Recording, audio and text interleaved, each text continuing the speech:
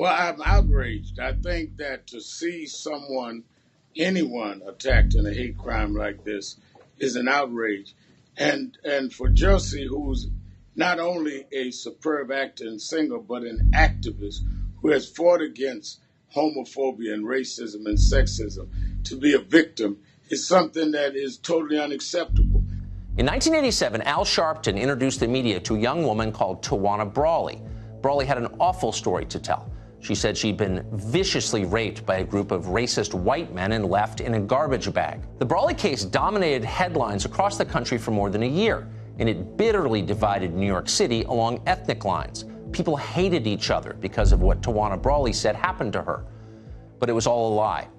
After conducting hundreds of interviews, a grand jury declared the entire story fraudulent. None of it actually happened. Brawley fled the state.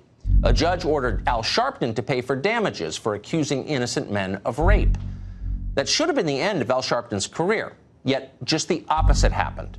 Before he promoted Tawana Brawley's lies, Sharpton was best known as a small-time hustler, an FBI informant from Brooklyn, a man who'd once been James Brown's road manager. After he perpetuated the single most destructive racial hoax in memory, Al Sharpton got a promotion. He became a world-famous civil rights leader. He ran for president. He became a policy advisor to Barack Obama. According to visitor logs, Al Sharpton was invited to the Obama White House more than 80 times. He got his own show on MSNBC, which he still has. Sharpton has never apologized or even acknowledged the harm he did to this country by lying about Tawana Brawley. No one has forced him to. The lesson of Al Sharpton was clear to everyone watching. There are no penalties for hate hoaxes. There are only rewards.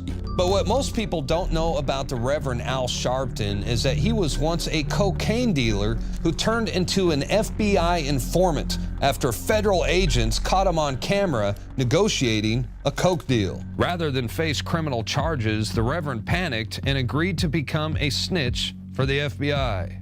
I mean, the guy is a complete joke. He is a race pimp and just a complete fraud. It's just so perfect that they're reporting this about him, because I'll guarantee you he was reporting on black people.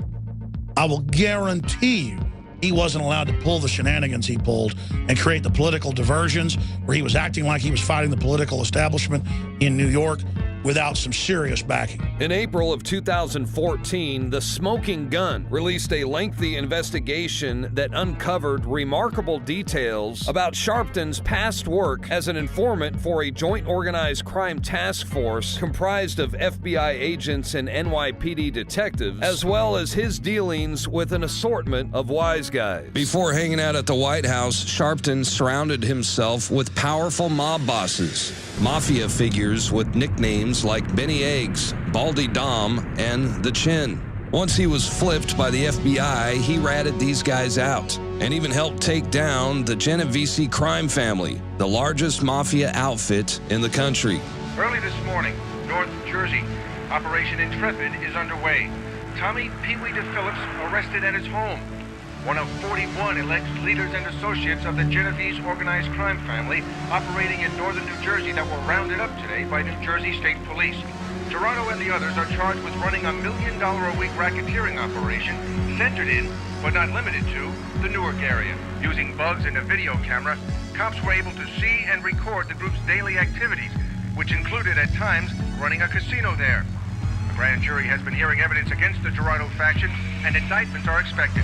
While secretly working for the FBI, Al Sharpton became a well-known civil rights activist and public figure.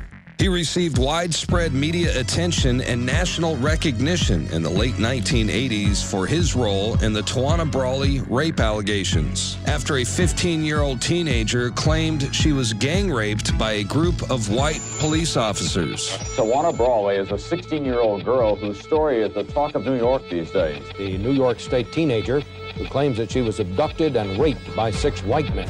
Tawana Brawley became a household name, and Al Sharpton became her spokesperson. We want to show the world how low down, doggish, and callous the state of New York is. The case quickly generated a national media sensation because of her age, the persons accused, and the shocking state in which Brawley was found after her alleged rape. Tawana Brawley said they left her nearly dead. A gang of white men who raped her and scrawled racial epithets on her body.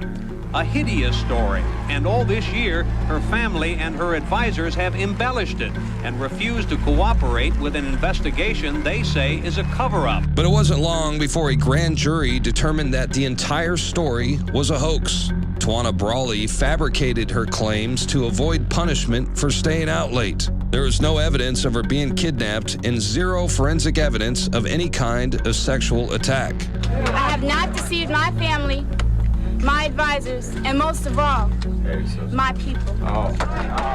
The accused were completely exonerated, and Tawana Brawley's attorneys lost their license to practice law. In and around the area of America, civil rights has been seriously damaged. I think that Maddox and Mason, two of the most cynically evil characters to have ever operated or pretend to operate under civil rights banner. The Reverend Sharpton has done some good things in the past. I feel very bad for him that he allowed himself to be so deeply involved in the fraud. No justice! No justice! No justice!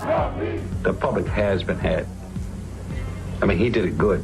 They've been had. They've been had. That's a lot of crap. Now, look, brother, you have your time. That's a lot of crap. Brother,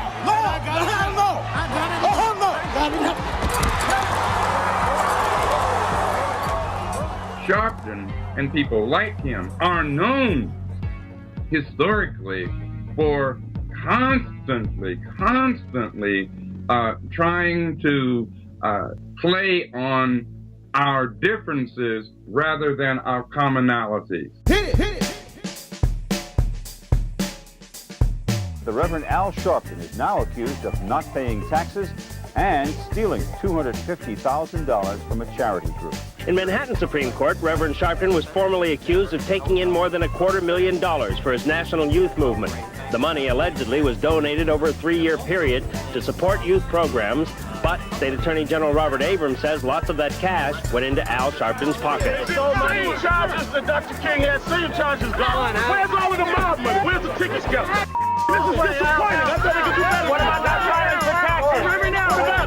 Black people don't owe no taxes. We ain't got no rights. They like my hair. The public is manipulated, and people like Al Sharpton, opportunists, blood-sucking opportunists, are the ones who do it.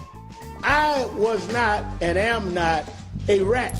Al Sharpton was a cocaine-dealing wannabe thug, you know, and he flipped over to the FBI only to save his own ass. Mm-hmm. And now that the cat is out of the bag, or the rat is out of the bag, I guess you could say, he has taken this position where he is publicly portraying himself as some sort of Elliot Ness. Look how he's rewarded. This guy has been rewarded big time, and on top of that is shown as being, quote, a leader. He's a misleader. Nice try, but we got you.